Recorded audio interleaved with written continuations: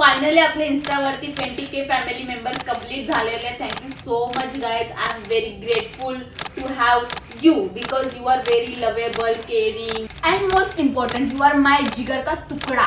जिगर का तुकडा. In fact you are my जिगर, पूर्ण जिगर. कळलं? असंच प्रेम देत राहा मला. फक्त 20K ने आपल्याला 100K कम्प्लीट करायचं लवकरात लवकर. सो अजून प्रेम द्या, अजून सपोर्ट करा गाईज. चला पूर्ण ब्लॉग बघा आता.